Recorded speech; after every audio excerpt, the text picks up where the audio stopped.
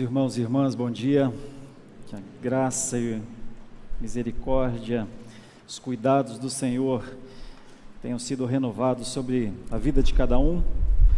Possamos ter esse tempo na presença do Senhor, com a sua palavra no meio. Quero lhes convidar para que abramos as Escrituras no Evangelho de Lucas, no capítulo 24. Lucas 24, versículos 1 a 8. Essa perícope é um pouquinho maior, vai até o 12, mas eu quero enfatizar o que está até o versículo 8. Está escrito assim, na palavra de Deus: Mas no primeiro dia da semana, alta madrugada, foram elas ao túmulo, levando os aromas que haviam preparado, e encontraram a pedra removida do sepulcro, mas ao entrarem, não acharam o corpo do Senhor Jesus. Aconteceu que, perplexas a esse respeito, apareceram-lhes dois varões com vestes resplandecentes. Estando elas possuídas de temor, baixando os olhos para o chão, eles lhes falaram: Por que buscais entre os mortos ao que vive? Ele não está aqui, mas ressuscitou. Lembrai-vos de como vos preveniu, estando ainda na Galileia, quando disse: Importa que o Filho do Homem seja entregue nas mãos de pecadores e seja crucificado e ressuscite no terceiro dia. Então se lembraram das suas palavras.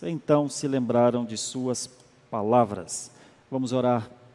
Santo e eterno Deus, nós também precisamos nos lembrar das tuas palavras. Faz com que a tua palavra, Senhor, encontre morada em nosso coração, e as coisas que o Senhor fala por sua palavra façam sentido para nós e possamos viver por elas. É o que nós te pedimos que o teu Santo Espírito a aplique no nosso coração e a tua palavra possa surgir, ser evidenciada na nossa vida.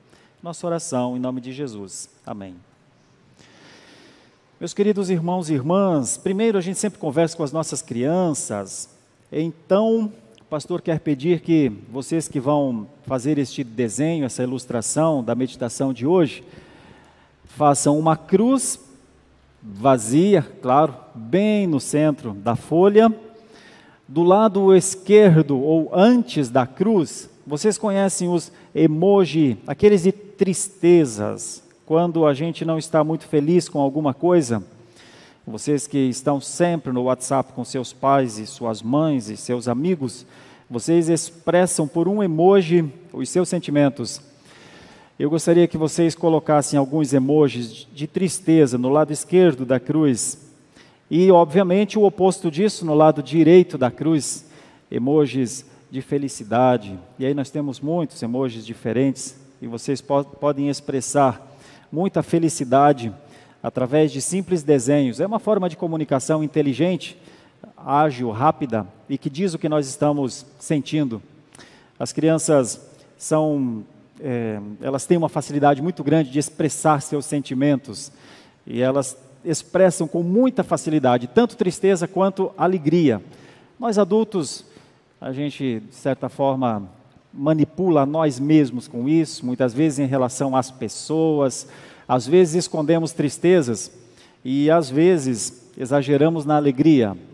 É verdade que depois de algum tempo na vida, a gente começa a pensar acerca disso e o Senhor Deus vai nos dando graça para sermos o que somos, para não sermos nem reféns do que esperam de nós e muitas vezes nem escravos por causa disso, de sorrisos ou de outras expressões.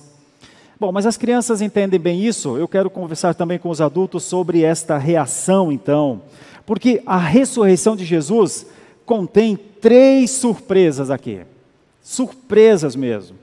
O que é uma surpresa para nós, né? Surpresa é quando nós ficamos diante do inesperado, quando nos assustamos diante de algum fato. A surpresa pode ser positiva, pode ser negativa. Todos nós sabemos o que é uma boa surpresa. Pois esse texto nos mostra pelo menos 3, então. Quais seriam? Eu vou dividir essas 3 surpresas em, primeiro, um fato triste, muito triste.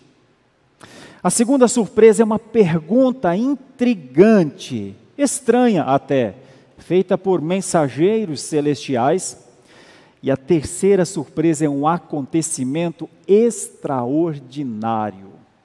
Essas três surpresas estão aqui nesse momento tão importante que nós chamamos de ressurreição. Por isso estamos ouvindo canções lindíssimas como "É maravilhoso crer", e nós dizemos sim enquanto ouvimos uma frase assim, não é verdade? Também nós ouvimos que Jesus tinha poder para salvar-se, poderia. Disseram isso a ele na cruz: "És o rei, tu és o rei, então salva-te, tanto a ti quanto a nós." E ele permaneceu lá. Por isso nós estamos cantando que houve esse momento, nós reconhecemos esse momento, a cristandade reconhece esse momento, o mundo reconhece esse momento, do Galileu que foi para a cruz.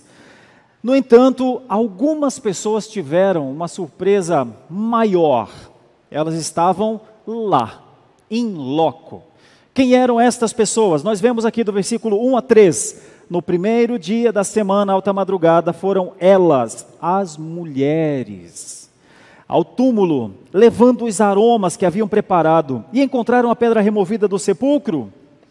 Mas ao entrarem, não acharam o corpo do Senhor Jesus. Eu chamo isso de um fato triste, Jesus não estar no túmulo para elas. Se você olhar no texto um pouquinho para trás, do versículo 50, do 55 para frente, Lucas 23, 55 para frente, as mulheres que tinham vindo da Galileia com Jesus, seguindo, viram o túmulo e como o corpo fora ali depositado. Então se retiraram para preparar aromas, bálsamos, e no sábado descansaram, segundo o mandamento. E então elas sabiam onde Jesus estava. E então elas se prepararam para uma linda homenagem, ou para uma homenagem digna. Havia sido um momento tão triste aquele da cruz. Pessoas riram, outras pessoas escarneceram, e então elas ficaram atentas quando José de Arimateia disse: "Eu tenho um túmulo que eu não uso, é novo, pode ser usado." Elas seguiram e viram onde o corpo fora deixado. Esperaram o domingo, e então entre sexta e domingo, algumas coisas aconteceram. Primeiro, lá em Marcos diz que assim que Jesus foi sepultado, uma pedra grande foi rolada. Mateus capítulo 27 diz que a pedra não foi só rolada e fechou o túmulo, mas ela foi selada, é uma expressão para cimentada, porque já havia uma desconfiança de que alguém poderia sumir com o corpo. Então, a pedra que foi rolada também foi selada, mas agora no domingo ela foi removida. E por causa disso, estas mulheres observadoras, fiéis, corajosas, perseverantes, ficaram diante do inexplicável. Quem fez isso? Quem fez isso? A quem importava o corpo de Jesus não estar ali para receber as homenagens? Esse é um fato muito triste. Quando a gente lida com a morte, nós estamos lidando muito com a morte nesses últimos tempos, seja da pandemia, infelizmente nós corremos o risco até de nos acostumarmos com o número de mortes, sem pensar nas pessoas que morreram. Nós estamos ouvindo números de pessoas que morrem na guerra, Rússia e Ucrânia, e a primeira vez que a gente ouve que 150 corpos foram encontrados em algum lugar, a gente se assusta. Depois a gente ouve que mais 200 corpos foram encontrados, e a gente diz é mais do que 150, e a gente corre o risco de se acostumar com dezenas, centenas, milhares de mortes. No entanto, para quem perde alguém, nunca é um número. No PG nosso de sexta-feira, nós conversávamos um pouco sobre isso, e nós falávamos sobre experiências da vida e lutas da vida. Para quem perde alguém, a dor é própria, a dor é de gente, a dor é de pessoa. Quem perde um pai, quem perde um esposo, quem perde uma esposa, quem perde um filho, elas perderam aquele que estava com elas e com eles, que lhes olhava nos olhos, que lhes cuidava os ferimentos, que lhes estendia a mão, que lhes apontava um futuro que ninguém conhecia, não de viver o futuro, porque tudo estava dentro do cumprimento das promessas. Elas perderam o chão. A perda do chão, a perda daquele que estava entre eles, o rabino, o galileu, o mestre, o rabi, não estava mais ali. O máximo que elas poderiam fazer era homenageá-lo. No entanto, nem isso elas puderam fazer. Quando elas chegam, elas se deparam, não tem o corpo. E então, aqui no texto, a gente já começa a perceber essa perplexidade por parte delas, mas eu acho muito interessante uma passagem correlata que está no Evangelho de João, que diz que uma delas, Maria, chorava sem parar. Isso está lá no capítulo 20, você não precisa abrir, é só para ter a ideia aqui. E um anjo chegou e perguntou: por que choras? Mulher, por que choras? E ela, sem olhar, cabeça baixa, lágrimas correndo, sumiram com o corpo do meu Senhor. Ele não está aqui. O que fizeram com ele? Há maldade maior para se fazer além daquilo que já se fez. Ou seja, é um momento muito triste. Essa é a primeira surpresa muito desagradável dessa passagem. As mulheres recebem a notícia com os seus olhos. Ele não está mais lá. É um vazio. A segunda surpresa que esse texto nos mostra é a pergunta dos dois varões, mensageiros celestiais. Do versículo 4 ao versículo 5 está escrito: aconteceu que, perplexas a esse respeito, apareceram-lhe dois varões com vestes resplandecentes. Estando elas possuídas de temor, baixando os olhos para o chão, elas estavam baixando os olhos para o chão, e eles lhes falaram: por que buscais entre os mortos ao que vive? Esses mensageiros celestiais fazem perguntas que pessoas não conseguem responder, principalmente em meio a situações difíceis como esta, porque elas foram procurar o morto, elas foram encontrar o corpo, elas foram honrar, por sua tradição, aqueles 3 anos de vida. Mas essa pergunta: vocês estão procurando um vivo em lugar de mortos? É muito estranha, é intrigante, até hoje é. Mas é muito interessante ver que nos momentos mais significativos de Jesus, estes seres celestiais, esses mensageiros do céu, demonstram uma assistência do Pai ao Filho. Nós vemos isso muitas vezes. Nós vemos quando Satanás tentou a Jesus lá no deserto. Satanás provavelmente tenha visto, inclusive, os anjos, porque ele, em uma das tentações, disse: joga-te de um lugar super alto, e os teus anjos, como se dissesse, estes aqui, vão cuidar de você. É verdade que Jesus contestou as 3 vezes de Satanás, mas você conhece o texto. Depois que Satanás foi embora, os anjos o serviram, eles estavam ali. O anjo é o que vem para Maria e diz: bem-aventurada, seu filho terá o nome de Jesus. Os seres celestiais lá no Monte da Transfiguração também aparecem, estão com Jesus. Os seres celestiais também aparecem na ascensão de Jesus, que é depois dessa passagem, quando todos estão vendo Jesus ascender aos céus, dizendo: Senhor, quando será a volta? E então 2 figuras celestiais perguntam ou conversam com os discípulos, dizendo o mesmo: da forma como subiu, vai voltar, fiquem tranquilos. Sempre estes seres celestiais estiveram próximos de Jesus, desde o começo, quando eles vão aos pastores e dizem: hoje nasceu na cidade de Davi o Messias. O difícil era, nesse aspecto aqui, as pessoas compreenderem essas figuras celestiais, mas elas estão aqui assistindo o Filho de Deus. Aqui em Lucas 24 são 2 varões com vestes resplandecentes, como fala o texto. Mas essa passagem está relatada nos 4 evangelhos. Em Marcos 16, Marcos diz que é um jovem com roupa longa. Em Mateus 28 diz que é um anjo do Senhor. E em João 20, 12 diz que são mesmo 2 anjos do Senhor. Eles estavam lá.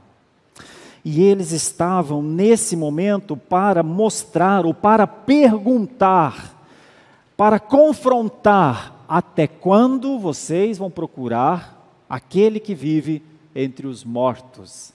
O que isso reflete? O que essa pergunta reflete? Por que essa pergunta tão incisiva a essas mulheres tão bondosas, meus irmãos? É porque até mesmo uma honra muito bem intencionada do Senhor Jesus pode ser limitada quando a morte é tida como um fim. Para essas mulheres, Jesus foi só até o túmulo. Ou pelo menos, dentro do que elas entendiam, elas queriam honrar ao que morreu. Elas ainda não haviam alcançado o entendimento de que havia sim uma ressurreição.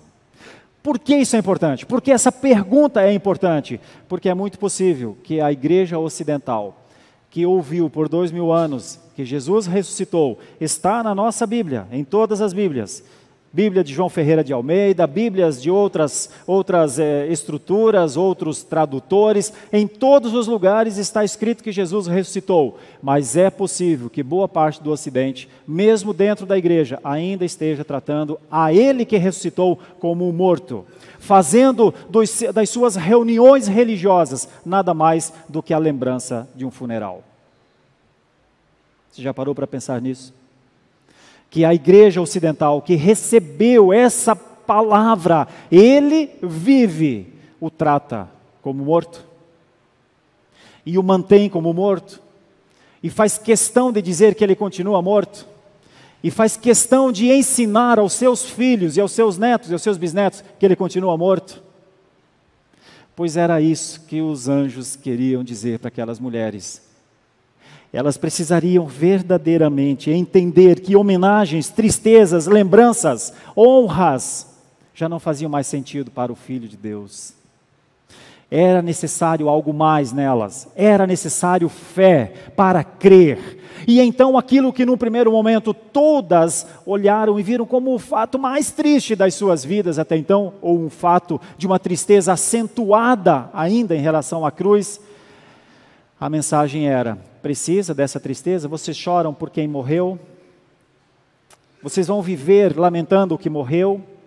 O limite da sua fé só vai até o Jesus que morreu? Essa é a pergunta intrigante. Uma grande surpresa para elas também. E em certa medida, para nós também.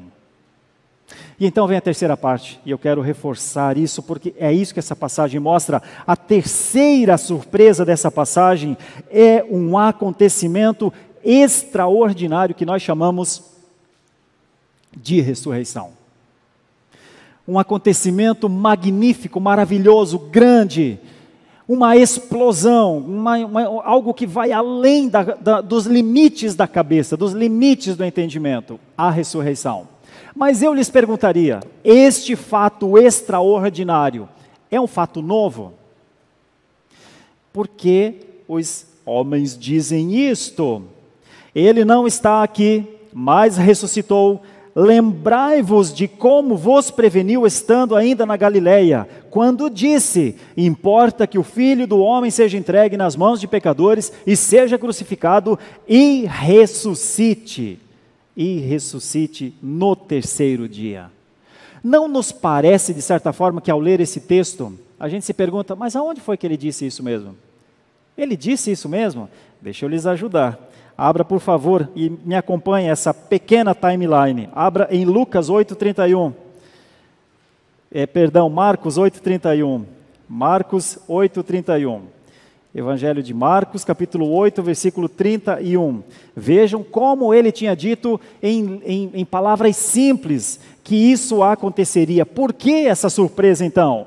Marcos 8:31. Então começou ele a ensinar-lhes que era necessário que o Filho do Homem sofresse muitas coisas, fosse rejeitado pelos anciãos, pelos principais sacerdotes e pelos escribas, fosse morto e que depois de 3 dias ressuscitasse. Desde o começo do Evangelho, Jesus está dizendo: eu vou morrer, mas vou ressuscitar. Foi uma vez só? Não. Para frente um pouquinho, 9:31. 9, agora 31. 30 e 31.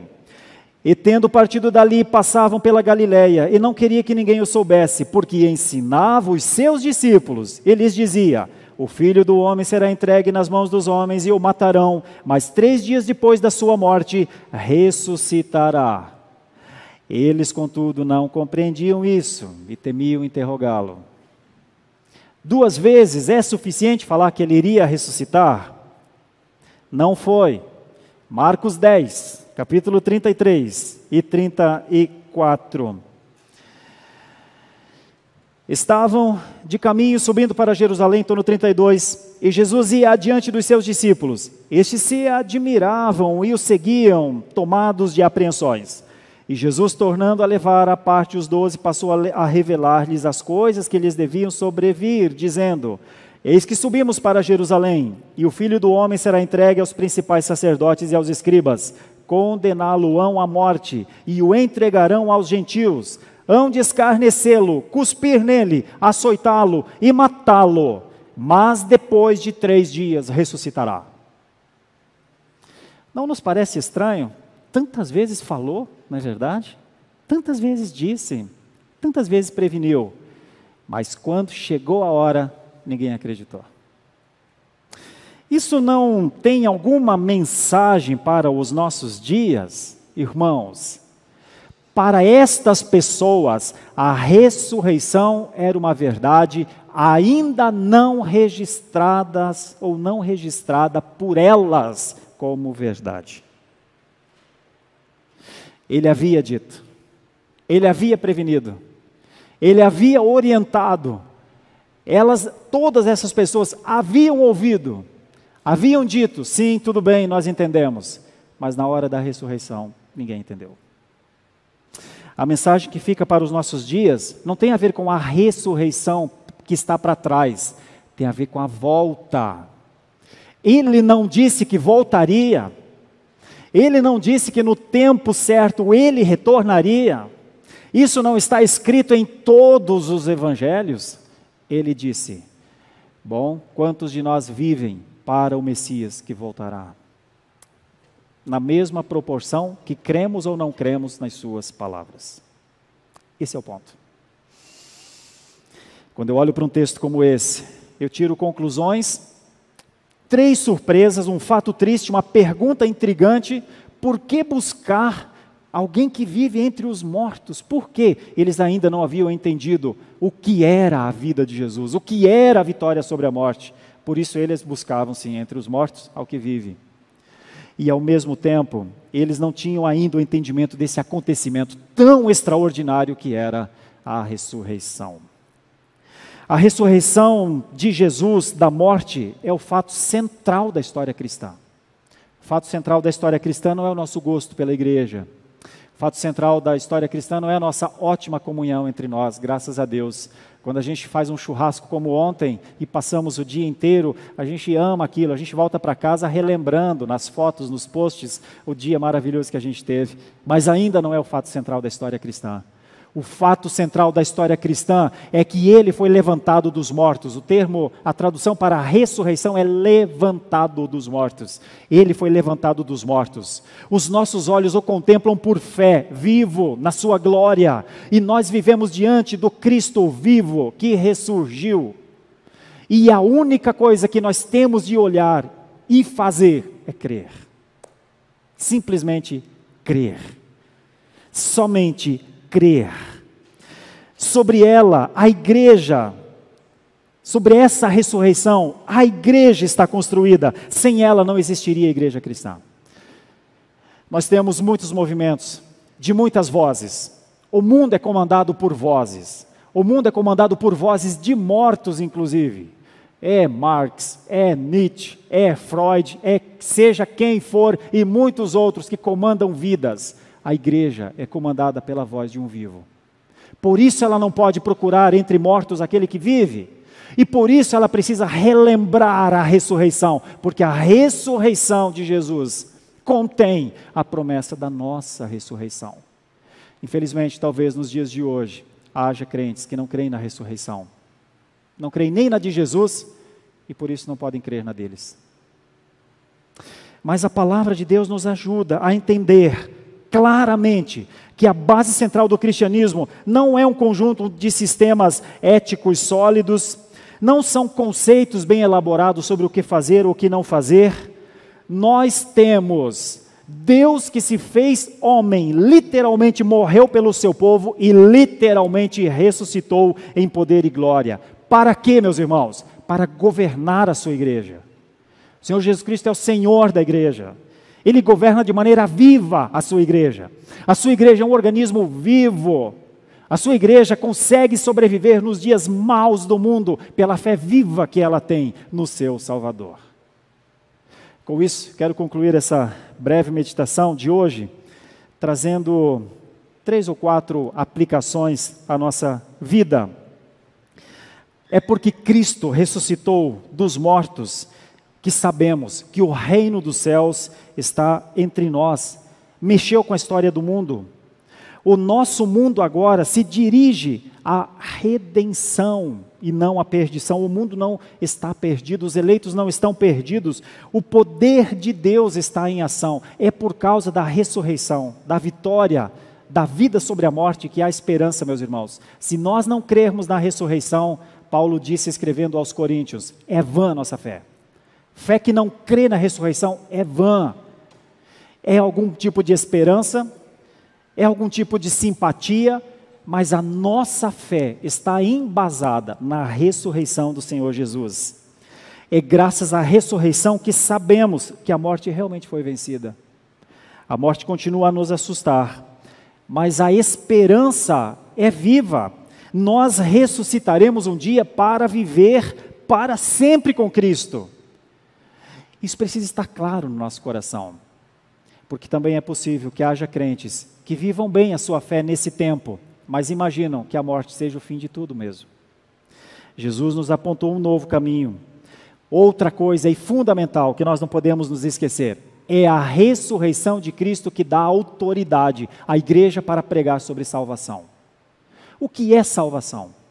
Se não é alguém que morreu por nossos pecados, para que uma vez que os pecados nossos não sejam a causa da nossa morte eterna. E então, porque Ele morreu pelos nossos pecados, estamos perdoados desses pecados, e na sua ressurreição, simplesmente o seguimos. Nós não temos obra alguma a fazer, nós só precisamos seguir. E essa é a autoridade da igreja. A igreja só consegue pregar sobre salvação se antes ela for salva, se ela souber que é salva. Se ela tiver o único e suficiente Salvador. Mas deixa eu lhe falar a última coisa fundamental. A igreja, instituição, não é detentora de fé. Ela é só uma instituição que congrega gente, pessoas. A fé tem que ser sua. Você não pode viver na fé da igreja, na fé dos seus irmãos. A fé tem que ser sua. Ou você crê nesse Redentor e Salvador, ou os seus amigos que creram, experimentarão a glória, e você não. Ou você crê definitivamente, Ele vive e é por isso que eu vivo, porque a salvação foi entregue, outorgada, porque o privilégio de viver para sempre foi o presente que Ele me deu. Ou você vai ver seus amigos, seus familiares, indo para a eternidade com o Senhor, e você não. Não saia dessa igreja sem refletir sobre isso.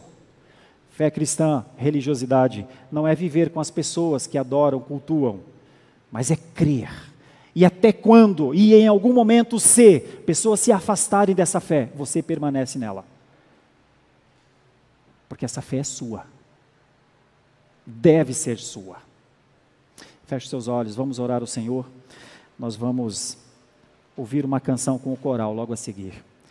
Eu vou orar e as crianças vão sair logo depois que elas vão precisar ensaiar para hoje à noite. Senhor Deus, aplica, Senhor, o entendimento mais profundo, que esta surpresa como um fato triste para as mulheres, a pergunta intrigante dos mensageiros celestiais, a fala deles, a declaração deles que Ele ressuscitou, que isso seja para nós uma verdade própria, pessoal, não um condicionamento mental simplesmente. Nós não somos salvos pelos ensinos de Jesus, nós somos salvos pelo seu sangue, o sangue derramado. Senhor, Eu sei que a grande maioria dos que estão nessa manhã já fizeram a sua profissão de fé. O Senhor já lhes deu o privilégio de tomarem essa decisão, de se posicionarem positivamente diante do Senhor para te glorificar, e são chamadas de filhos e filhas do Senhor. Onde andam? Eu sei. Mas, Senhor, talvez haja uma que seja, nesta manhã, que vive a fé com dúvidas. Dúvidas sobre a ressurreição, dúvidas sobre a salvação, dúvida se é aceito ou aceita pelo Senhor, porque sabe que erra muito.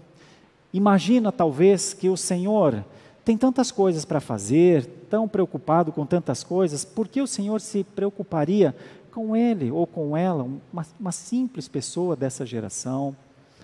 Talvez haja um ou uma nessa manhã que, sem saber, está caminhando para uma eternidade longe do Redentor, longe do Salvador, longe daquele que trouxe o maior presente, a vida eterna. Senhor, se há alguém assim nessa manhã, eu pediria, por favor, Senhor, entra neste coração, mostra o teu amor, Senhor, a tua misericórdia, Senhor, a tua compaixão, Senhor. Só o Senhor abrindo o coração, como um dia abriu o coração de Lídia, para convencer, para dar segurança, para que a vida seja mudada, para que a esperança renasça. Só o Senhor. Senhor, eu não creio nos homens, mas creio em Ti. Não creio que os homens consigam fazer isso para Ti, mas creio em Ti. Um dia o Senhor abriu meu coração. Um dia o Senhor abriu o coração desses irmãos. O Senhor também abriu o coração destas mulheres, dos discípulos. Abra o coração, Senhor, de quem o Senhor quer abrir nessa manhã, para que a sua vida repouse na ressurreição, para que não procure entre mortos quem vive, e para que não viva a homenagear a morte de Jesus, quando na verdade deveria celebrar a ressurreição. Dá-nos disso, teu Santo Espírito pode fazer isso por nós, eu te peço, faz, por favor, em nome de Jesus, amém. Muito obrigado por nos acompanhar até o final deste vídeo. Para receber mais reflexões e ficar por dentro dos próximos conteúdos, te convidamos a seguir as nossas redes sociais que estão na descrição. Alguns vídeos aparecerão na tela caso queira continuar nos assistindo. Abraço e até a próxima.